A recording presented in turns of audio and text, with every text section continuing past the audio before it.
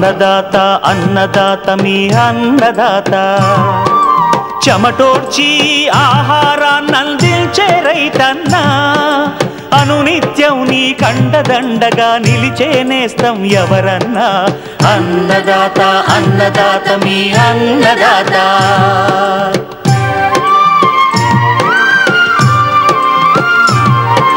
నూతన రీతుల సాగుబడికి నూరింతలు పెరిగే దిగుబడికి సూచనలిచ్చే సస్య రక్షణకు పశు పోషణకి శాస్త్ర విజ్ఞానం అందించి ముందుకు నడిపే తెలుగు రైతు భారతదేశానికి మకుటం అయ్యేలా తీర్చిదిద్దే ఆశయంతో మిమ్ము మేలు కొలిపేది అన్నదాత అన్నదాత అన్నదాత మీ అన్నదాత అన్నదాత అన్నదాత మీ అన్నదాత. అన్నదాత ప్రేక్షకులకు నమస్కారం. ఈనాటి ముఖ్యాంశాలు: ఖరీఫ్ వరిలో ఎరువులు కలుపు యాజమాన్యం. ఉమ్మడి ఆదిలాబాద్ జిల్లాలో సోయా పత్తి పంటల్లో ప్రస్తుతం చేపట్టాల్సిన యాజమాన్యం. పార్థినియం కలుపు మొక్కల నివారణ.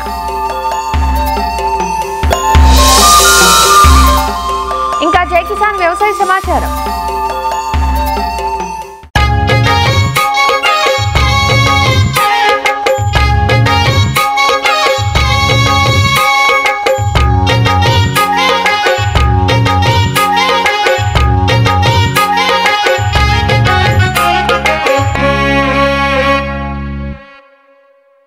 ఇప్పుడు కురుస్తున్న వర్షాలకు అంతటా వరి నాట్ల పనులు ముమ్మరంగా జరుగుతున్నాయి.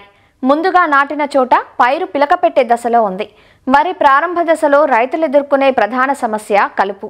ఈ కలుపు పోషకాలకు నీటికి పోటీ పడుతూ పైరును ఎదగనివ్వదు. అంతేకాదు పలు రకాల చీడపీడల వ్యాప్తికి కూడా దోహదపడుతుంది. కాబట్టి రైతులు వరి సాగులో తప్పనిసరిగా కలుపు నివారణ చేపట్టి పైపాటు ఎరువులు అందిస్తే పిలక చేత బాగుంటుందంటూ వివరాలు తెలియజేస్తున్నారు ప్రొఫెసర్ జయశంకర్, తెలంగాణ రాష్ట్ర వ్యవసాయ విశ్వవిద్యాలయం వరంగల్ ప్రాంతీయ వ్యవసాయ పరిశోధనా స్థానం సేద్య విభాగం శాస్త్రవేత్త డాక్టర్ మాధవి. ప్రస్తుతం వరి అనేది నారుదశలో ఉంది. కొన్ని ప్రాంతాలలో నాట్లు పూర్తయ్యాయి, కొన్ని ప్రాంతాలలో నాట్లు అనేవి వేయడం జరుగుతున్నది.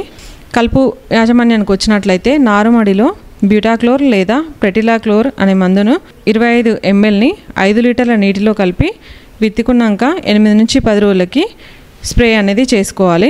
గడ్డి జాతి కలుపు అయిన ఊదా, ఒడిపిలి వంటి కలుపును నివారించుకోవడానికి సహెలోఫాబ్ బ్యూటైల్ అనే మందుని 1.5 mlని లీటర్ నీటిలో కలిపి పిచికారీ చేసుకోవాలి. అదే ప్రధాన పొలం విషయానికి వచ్చినట్లయితే నాటుకున్నాక కలుపు యాజమాన్యం చేసుకోవడానికి బ్యూటాక్లోర్ అనే మందుని లీటర్ నుంచి లీటర్న్నర లేదా ప్రెటిలాక్లోర్ అనే మందు 500 నుంచి 600 ml లేదా బెన్సల్ఫ్యూరాన్ మిథైల్ ప్లస్ ప్రెటిలాక్లోర్ అనే గుళికలు 4 కిలోలు లేదా ప్రెటిలాక్లోర్ ప్లస్ పైరోజోన్ సల్ఫిరాన్ ఇథైల్ అనే గుళికలు 4 కిలోలని 20 కిలోల ఇసుకలో కలిపి చల్లుకోవాలి. లేదా పెరోజోసల్ఫిరాన్ ఇథైల్ అనే మందుని 80 నుంచి 100 ml 20 కిలోల ఇసుకలో కలిపి చల్లుకోవాలి. తర్వాత వచ్చే కలుపు అంటే 15 నుంచి 20 రోజుల్లో వచ్చే కలుపుని నివారించుకోవడానికి ఫెనాక్సిలం ప్లస్ సహెలోఫాబ్ బ్యూటైల్ అనే కలుపు మందుని 800 mlని 200 లీటర్ల నీటిలో కలిపి పిచికారీ చేసుకోవాలి. లేదా ట్రయోఫామ్ ప్లస్ ఇథాక్సి సల్ఫిరాన్ అనే కలుపు మందును 90 గ్రాములు 200 లీటర్ల నీటిలో కలిపి ఎకరానికి పిచికారీ చేసుకోవాలి. ప్రధాన పొలంలో ఎరువుల యాజమాన్యానికి వచ్చేసినట్లయితే 1 ఎకరానికి 48 కిలోల నత్రజని, 24 కిలోల భాస్వరం, 16 కిలోల పొటాషియం ఇచ్చే ఎరువులు వేసుకోవాలి. భాస్వరాన్ని ఆఖరి దుక్కులో మాత్రమే వేసుకోవాలి. పొటాష్ని నల్లరేగడి నేలలో ఆఖరి దుక్కులో వేసుకోవాలి. అదే చిలక నేలలో 2 సమభాగాలుగా చేసుకొని ఆఖరి దుక్కిలో సగము మరియు చిరుపొట్ట దశలో సగము వేసుకోవాలి. నత్రజని విషయానికి వచ్చినట్లయితే నత్రజనిని 3 సమభాగాలుగా చేసుకొని ఆఖరి దుక్కిలో ఒక భాగం, పిలక దశలో ఒకసారి, చిరుపొట్ట దశలో ఒకసారి వేసుకోవాలి. ఎప్పుడైనా కాంప్లెక్స్ ఎరువులని వాడకూడదు. నీమ్ కోటెడ్ యూరియాని వాడడం వల్ల మనకి వినియోగ సామర్థ్యం అనేది పెరిగి స్లోగా రిలీజ్ అవుతుంది. కాబట్టి 10% వినియోగ సామర్థ్యం అనేది పెరుగుతుంది. ఎప్పుడైనా ఈ ఎరువులు వేసుకునేటప్పుడు మనం పురుగుల మందులు కానీ కలుపు మందులు కానీ కలపకూడదు. ఎరువులు ఎప్పుడైనా మనము బురద పదంలో మాత్రమే వేసుకోవాలి. ఎరువులు వేసుకున్న తర్వాత 24 గంటల తర్వాతనే నీరు అనేది పెట్టాలి. మనము ఎప్పుడైనా మనకి జింక్ డెఫిషియన్సీ వచ్చినప్పుడు ముదురాకు చుట్టూ ఇరుపక్కన తుప్పు రంగు మచ్చలు లేదా ఇటుక రంగు మచ్చలు అనేవి ఏర్పడడం జరుగుతుంది. ఇలా ఏర్పడినప్పుడు మొక్క అనేది ఎదుగుదల ఉండదు, గిడసబారిపోయి పిలకలు అనేవి చేయవు. ఈ లోపాన్ని నివారించుకోవడానికి మనము ప్రతి సంవత్సరం రబీలో 20 కిలోల జింక్ సల్ఫేట్ని వేసుకోవాలి. లేదా మనకు ఆ లోపం కనిపించినప్పుడు జింక్ సల్ఫేట్ని 2 గ్రాములు లీటర్ నీటిలో కలిపి పిచికారీ చేసుకోవాలి. వారం వ్యవధిలో 2 సార్లు పిచికారీ చేసుకున్నట్లయితే ఈ లోపాన్ని మనం నివారించుకోవచ్చు.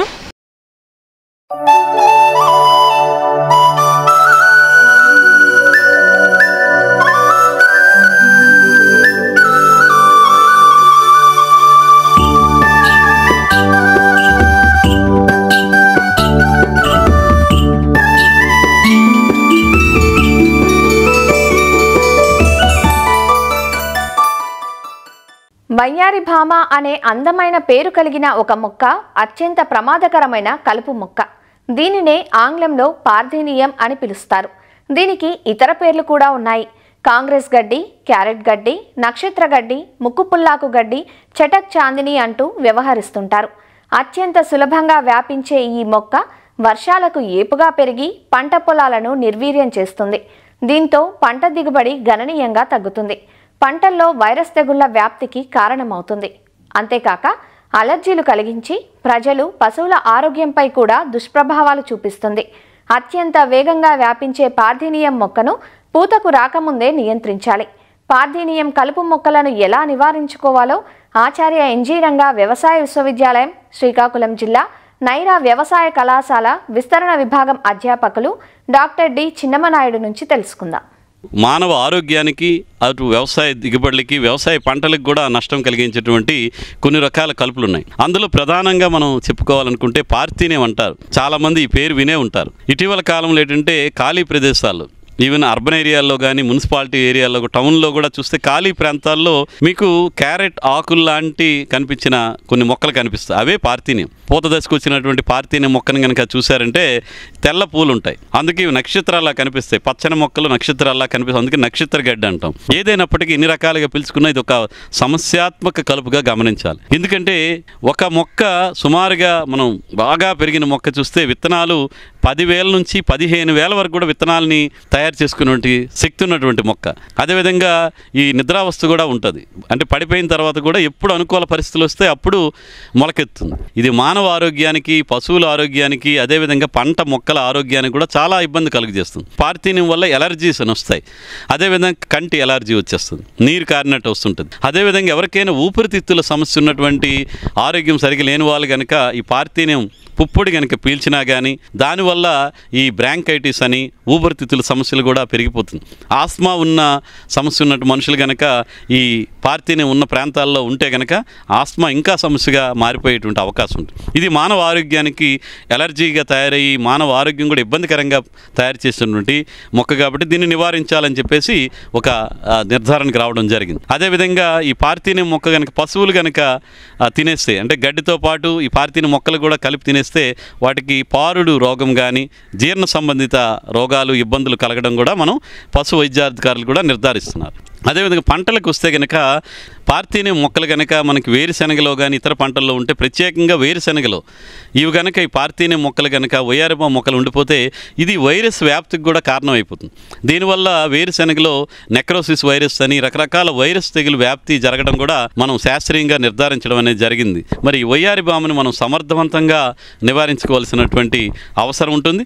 దీనికోసం భారత ప్రభుత్వం కానీ అన్ని రాష్ట్ర ప్రభుత్వాలు కూడా ఈ పార్థేనియం నివారణ వారోత్సవాలని మనకి ఆగస్టు నెలలో జరుపుకోవడం అనేది జరుగుతుంది.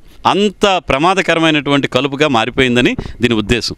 మనుషులకి కానీ, మున్సిపాలిటీలో ఉన్న ప్రజలందరికీ కూడా ఈ పార్థేనియం మొక్క తాలూకా నష్టాల గురించి, అనార్థాల గురించి మనకి అవగాహన కార్యక్రమాలను చేపడుతూ దీన్ని నివారించాలని ఒక నిర్ణయానికి రావడం జరిగింది.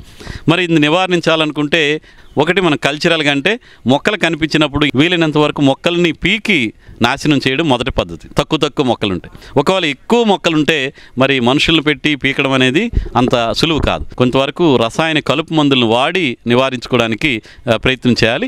దీంట్లో ఒకటి ఏంటంటే మనకి ఈ 2,4-D సోడియం సాల్ట్ కానీ 2,4-D ఎమైన్ సాల్ట్ అంటారు. దీన్ని 2 గ్రాములు 1 లీటర్ నీటికి చొప్పున కలిపి మనం పార్థీనియం మొక్క దశలోని పెరుగుదల దశలో ఉండేటప్పుడే పిచికారీ చేసుకుంటే మనకు చాలా వరకు నివారించబడుతుంది.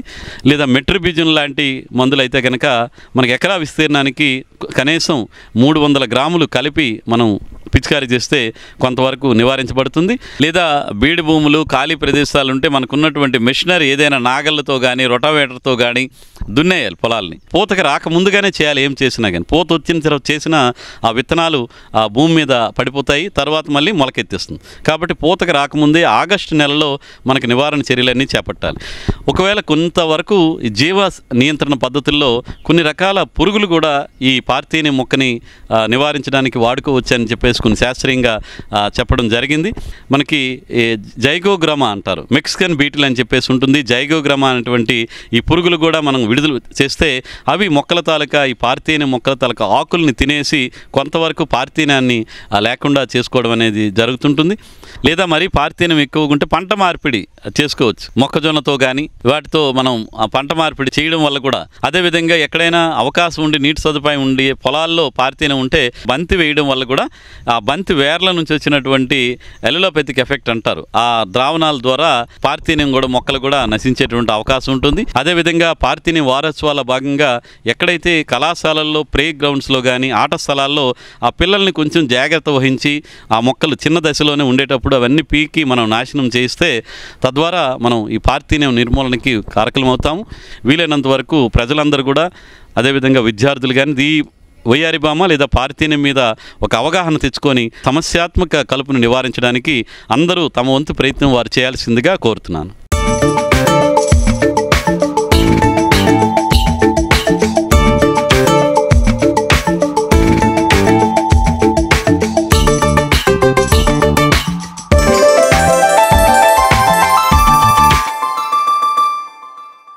ఉమ్మడి ఆదిలాబాద్ జిల్లాలో ఖరీఫ్ కాలంలో వర్షాధారంగా సాగయ్యే ప్రధాన పంటలు పత్తి, సోయా చిక్కుడు. సీజన్ ప్రారంభంలో వానలు ఆశాజనకంగా ఉన్నప్పటికీ అటుపై ముఖం చాటేశాయి. ఉత్తర భారతదేశంలో కురుస్తున్న వర్షాల ప్రభావం ఉమ్మడి ఆదిలాబాద్ జిల్లాపై ఎక్కువగా ఉంటుంది. ప్రస్తుతం కురుస్తున్న అధిక వర్షాలు పత్తి, సోయా పంటల ఎదుగుదలపై కొంత ప్రభావం చూపే అవకాశం ఉంది. కాబట్టి ప్రస్తుత పరిస్థితుల్లో ఈ పైర్లలో చేపట్టాల్సిన పోషక యాజమాన్యం, సస్యరక్షణ చర్యల గురించి ఆదిలాబాద్ వ్యవసాయ కళాశాల శాస్త్రవేత్తలతో ఈటీవీ ప్రతినిధి మణికేశ్వర్ ముఖాముఖి ఇప్పుడు చూద్దాం. తెలంగాణ మాగాణంలో ఉమ్మడి ఆదిలాబాద్ జిల్లా వ్యవసాయ రంగానికి ఒక విభిన్నమైన పాత్ర. జూలై చివరి వారంలో కురిసిన వర్షాలతో అటు సోయా పంటకైతేనేమి ఇటు పత్తి పంటకైతేనేమి ఎలాంటి నష్టం జరిగింది, లేదా భవిష్యత్తులో ఎలాంటి జాగ్రత్తలు తీసుకోవడం చెప్పడానికి మనతో పాటు ఆదిలాబాద్ వ్యవసాయ కళాశాల అసోసియేషన్ డీన్ డాక్టర్ శ్రీధర్ ఉన్నారు. తెలంగాణ అంతటా వర్షాభావ పరిస్థితులు ఉన్నప్పటికీ ఉమ్మడి ఆదిలాబాద్ జిల్లాలో వర్షాలు కొంత ఎక్కువనే కురిసింది. మహారాష్ట్ర ప్రభావంతో విదర్భ దాని ప్రభావం స్పష్టంగా కనిపించింది. అటు పత్తికి ఇటు సోయాకు కలిగిన నష్టం ఏంటి, ఇప్పుడు జూలై తర్వాత వచ్చే ఆగస్టు సెప్టెంబర్లో తీసుకోవాల్సిన జాగ్రత్తలు ఏంటి? ఆదిలాబాద్ జిల్లాలో ప్రధానమైన పంటల విషయానికి వస్తే మెయిన్గా మనకి సోయాబీను, కాటను, కంది ఈ 3 పంటలుగా మనం చూస్తూ ఉన్నాం. కాటను, సోయాబీన్ ఈ 2 పంటలలో కూడా ఈ అధికంగా పడ్డ వర్షాల వల్ల మేము అబ్జర్వ్ చేసింది ఏంది అంటే, ముఖ్యంగా రైతుల నుంచి వచ్చిన ఫీడ్బ్యాక్ కావచ్చు, మా ఫీల్డ్ విజిట్లో మేము చూసింది ఏంటంటే ఈ ప్రధానమైన పోషక లోపాలు అనేది ఒకటి కనిపిస్తూ ఉంది. మనం అడుగు మందుగా ఎరువులు వేసుకున్నప్పటికీ కూడా సరిపడు తేమ భూమిలో లేదు కాబట్టి మొక్కలు తీసుకోలేని పరిస్థితి ఉంది. అందులో కొంత బెట్ట పరిస్థితి కూడా వచ్చి పడ్డది కాబట్టి మొక్కలు అనుకున్నంత యాక్టివ్గా గ్రోత్లో కనిపిస్తలేవు అవి. సో దీనికి ఇన్స్టాంట్గా మనం చేయాల్సిన పని ఏంటంటే నీళ్ళల్లో కరిగే ఎరువులు ఏవైతే ఉన్నాయో 3-19 కావచ్చు, 3-20 కావచ్చు, లేదా మల్టీకే కావచ్చు. మల్టీకే అంటే 13-0-45. ఈ 3 వాటర్ సాల్యుబుల్ ఫర్టిలైజర్లలో ఏదైనా ఒకదాన్ని లీటర్కి 10 గ్రాముల చొప్పున ఒక 1 వీక్ 10 డేస్ గ్యాప్లో 2 సార్లు మనం స్ప్రే చేసుకుంటే చాలా బాగుంటుంది. వర్షాలు ఎక్కువైనప్పుడైనా కానీ వర్షాలు తక్కువైనప్పుడైనా కానీ నీటిలో కరిగే ఎరువులను వాడితే లాభం జరుగుతుందని మీరు చెప్తున్నారు. ఇప్పటికే మార్కెట్లో నానో యూరియా కానీ నానో డిఏపి ఉన్నది. నేరుగా వాటినే వినియోగించడానికి ఆస్కారం ఉంటుంది. అలా వినియోగిస్తే బాగుంటుందా లేదా? ఒక శాస్త్రవేత్తగా నాకున్న నాలెడ్జ్లో మేము ఏం చెప్తున్నామంటే కేవలం నానో యూరియానో నానో డిఏపి మీద మనం సోల్గా ఆధారపడవద్దు. ఈ అడుగు మందుగా వేసినాక ఈ తాత్కాలికంగా ఏర్పడ్డ పోషకాల లోపాల సవరణకి మాత్రమే దీన్ని వాడాలి. అంటే ఈ మనం ఇచ్చే రెగ్యులర్ రికమెండెడ్ డోస్ ఆఫ్ ఫర్టిలైజర్స్తో పాటు దీనికి అదనంగా అంటే సిచ్యువేషన్ బేస్డ్గా మనం వాడాల్సిన అవసరం ఉంది. తర్వాత నానో యూరియా నానో డిఏపి తోటే మనకి ఈ కాటన్ సోయాబీన్ పంట పూర్తి స్థాయిలో రాదు. అడుగు మందుతో పాటు అంటే మనకు రసాయనిక ఎరువులు కావచ్చు, కొంత సేంద్రియ ఎరువులు కావచ్చు, వాటిని ఎరువుల యాజమాన్యంలో అది వాడుతూ పోషకాల లోపాలు ఏర్పడ్డాయి దానికి ఇన్స్టెంట్గా రికవరీ చేయడానికి మనం వాడుకోవాలి. ఆసిఫాబాదు అట్లాగే ఆదిలాబాద్ జిల్లాలో కీటకాల బెడద కూడా పెరిగింది. కీటకాలను నివారించడం కూడా ఇప్పుడు రైతులకు ఒక పరీక్షగా మారింది.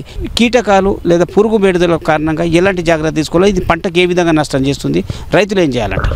వర్షపాతం చూసినట్లయితే మరి సాధారణ స్థాయిలోనే ఉంది ఈ ఆదిలాబాద్ జిల్లాలో. అయితే ఎక్కడైతే లోతట్టు ప్రాంతాలు ఉన్నాయో అక్కడ మాత్రం వర్షపాతం వల్ల ఈ యొక్క పత్తిలో ముఖ్యంగా ఈ పారావిల్ట్ అనే సమస్యను గమనించడం జరిగింది. అంటే మొక్కలు వడిలిపోవడం అనేది గమనించడం జరిగింది. వీటి నివారణకి ముఖ్యంగా ఈ కాపర్ ఆక్సీ క్లోరైడ్ 3 గ్రాములు లీటర్ నీటికి, అదేవిధంగా పంట పైన 19 కానీ 13-045 కానీ 10 గ్రాములు కలుపుకొని పిచికారీ చేసుకున్నట్లయితే ఆ యొక్క సమస్యను నివారించుకోవచ్చు. అదేవిధంగా కొన్ని ప్రాంతాలలో అంటే కాండపు ఎర్రగా అయిపోయి విరిగిపోవడం అనేది జరుగుతూ ఉంది.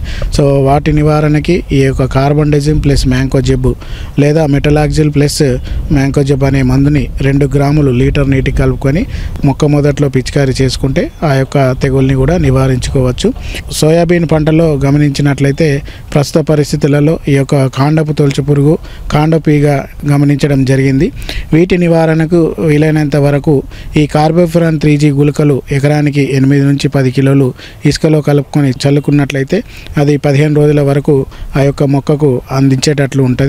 థయోమిథాక్సమ్ ప్లస్ లాంబ్డాసైలోత్రిన్ అనే మందు 0.4 మిల్లీలీటర్లు లేదా క్లోరాంథ్నిప్రోల్ 0.3 మిల్లీలీటర్లు లేదా ఎసిఫేట్ 1.5 గ్రాములు లీటర్ నీటికి కలుపుకొని పిచికారీ చేసుకున్నట్లయితే ఈ 2 పురుగులను కూడా నివారించుకోవచ్చు.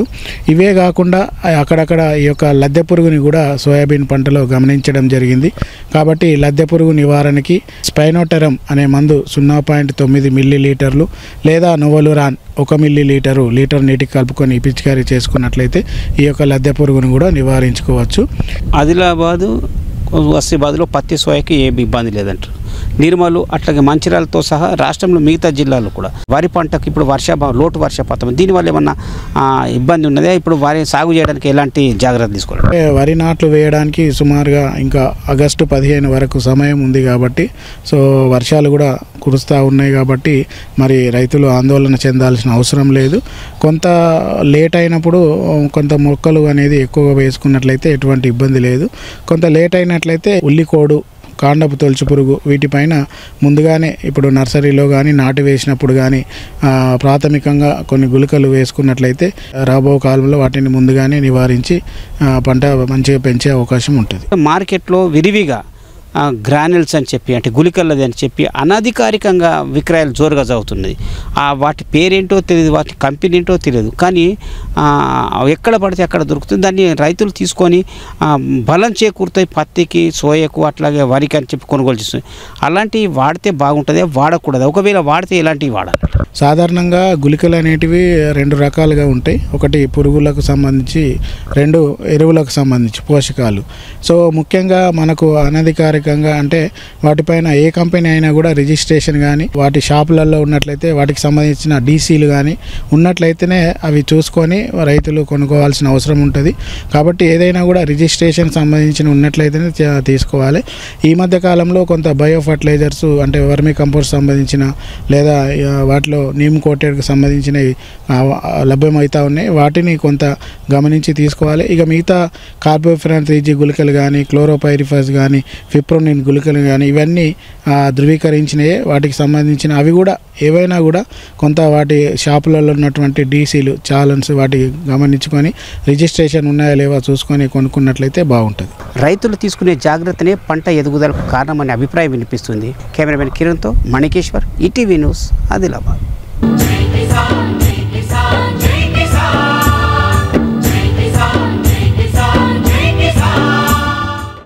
వ్యవసాయ సమాచారం ఇప్పుడు జై కిసాన్లో చూద్దాం. ఆంధ్రప్రదేశ్లోని ప్రాథమిక వ్యవసాయ సహకార సంఘం ప్రతినిధులకు సమగ్ర పోషక యాజమాన్యంపై శిక్షణ కార్యక్రమం ఏర్పాటు చేశారు. గుంటూరు జిల్లా ఆంగ్రూ పరిధిలోని లాంలో ఉన్న ఏరువాక కేంద్రంలో 15 రోజుల శిక్షణా కార్యక్రమం ఏర్పాటు చేశారు. పలు జిల్లాల కార్యదర్శులు ఈ కార్యక్రమంలో పాల్గొన్నారు. సాధారణంగా ఎరువులు, విత్తనాల సరఫరా, నగదు డిపాజిట్లు, తిరిగి రుణాలు ఇవ్వటం వంటివి సహకార సంఘాల బాధ్యత. అయితే కాలానుగుణంగా వస్తున్న మార్పులకు అనుగుణంగా సహకార సంఘాలు మరింత బాధ్యతాయుతంగా పనిచేసేలా కేంద్ర ప్రభుత్వం సహకార సంఘాలను రూపుదిద్దుతోంది. ప్రాథమిక సహకార సంఘం పరపతి లిమిటెడ్ సొసైటీలోని సెక్రటరీలు మనకి అనకాపల్లి, ఏఎస్ఆర్ జిల్లా, నెల్లూరు, చిత్తూరు, గుంటూరు జిల్లాల నుంచి ఈ సెక్రటరీలందరూ మన దగ్గర 15 రోజులు శిక్షణకి సమగ్ర పంటల పోషక యాజమాన్యంపై సర్టిఫికేట్ కోర్సుకు మేనేజ్ హైదరాబాదు మరియు సమితి వారి సహకారంతో మన లామ్ ఫామ్కి వచ్చి ఉన్నారు. ఎరువా కేంద్రానికి రైతులు పంటల్లో సమగ్రంగా ఎరువుల యాజమాన్యం చేపట్టాలంటే మనం ఈ సొసైటీ సెక్రటరీస్కి మంచి పరిజ్ఞానాన్ని అందించితే కనుక వినియోగాన్ని సమగ్రంగా ఉపయోగించేందుకు వీలుంటుంది. అందువలన మన రాష్ట్ర ప్రభుత్వం మేనేజ్ వారి సహకారంతో మరి సమితి వారి అనుసంధానంతో ఈ సర్టిఫికేట్ కోర్సు 15 రోజుల సర్టిఫికేట్ కోర్సుని 25వ తారీఖు నుంచి స్టార్ట్ చేసి ఆగస్టు 8 వరకు ఏరువాక కేంద్రం ఆధ్వర్యంలో నిర్వహించడానికి సంసిద్ధులయ్యాము. ఈ శిక్షణా కార్యక్రమాన్ని మనం రాష్ట్రమంతా కూడా రాష్ట్ర ప్రభుత్వం చేపట్టింది. ఆల్రెడీ ఒక బ్యాచ్ కంప్లీట్ అయింది. మన కృషి విజ్ఞాన కేంద్రాలు కానివ్వండి, ఏరువాక కేంద్రాల ద్వారా ఈ శిక్షణా కార్యక్రమాన్ని ప్రతి జిల్లాల్లోని కూడా నిర్వహించడం జరిగింది. సో ఫైనల్గా ఎవరైతే మిగిలిపోయారో ఇంకా శిక్షణ తీసుకోకుండా సర్టిఫికేట్ కోసం, సో వారిని గుంటూరు లామ్ ఫామ్కి అనుసంధానం చేయటం జరిగింది. సో అందులో భాగంగానే వీళ్ళు ఇక్కడికి వచ్చి 15 రోజులు శిక్షణ తీసుకుంటున్నారు. ఏరువాక కేంద్రం లామ్ ఫారం నుంచి పిఏఎస్ సభ్యులు ట్రైనింగ్ నిమిత్తం ఎఫ్పిసి యొక్క విధి విధానాలు మరియు వాటి యొక్క లక్ష్యాలు తెలుసుకోవడం కోసం నందివేలుకు రావడం జరిగింది. మన స్వచ్ఛాహార ఎఫ్పిఓలో చేస్తున్న పనులు, రైతులకు వీటి వల్ల వచ్చే లాభాలు ఇవన్నీ సభ్యులతో పంచుకోవడం జరిగింది. మనం ఏంటంటే వాల్యుయేషన్ చేసి మన సంఘం ద్వారా మిగతా పబ్లిక్ మొత్తానికి కూడా నేరుగా అమ్మటం జరుగుతుంది. మన దగ్గర ఉన్న 400 మంది రైతుల యొక్క పండిన పంటని ప్రాసెస్ చేసి ప్యాకింగ్ చేసి నేరుగా వినియోగదారులకు అమ్మటం వల్ల వచ్చే లాభాన్ని మన సంఘంలో రైతులకి పంచడం జరుగుతుంది. ఈ విధంగా చేయడం వల్ల రైతుకి పంట పండించడంతో పాటు మరింత ఆదాయం అనేది రైతులు కలుగుతుంది. సహకార సంఘాల్లో విధులు నిర్వహించే ఉద్యోగులు సాంకేతిక అంశాల్లోనూ నైపుణ్యత సాధించేలా క్షేత్రస్థాయిలో అవగాహన కార్యక్రమాలను ఏర్పాటు చేస్తున్నారు. ఇందులో భాగంగానే సేంద్రియ వ్యవసాయ విధానం అనుసరిస్తున్న రైతులు, సంస్థలు, రైతు ఉత్పత్తి సంఘాల కార్యకలాపాలు, సాగులో వస్తున్న కొత్త మార్పులను వారికి తెలియపరుస్తున్నారు. మరిన్ని విభిన్న అంశాలతో రేపటి అన్నదాతలో మళ్ళీ కలుసుకుందాం. నమస్కారం. అన్నదాతలు తమ సందేహాలు, సమస్యలను 1800-425-4085 టోల్ ఫ్రీ నెంబర్లో ఉదయం 10 గంటల నుంచి 11 గంటల మధ్య పని దినాలలో సంప్రదించగలరు. ఈ కార్యక్రమాన్ని యూట్యూబ్లో www.youtube.com/annadata ETV లింక్ ద్వారా వీక్షించవచ్చు.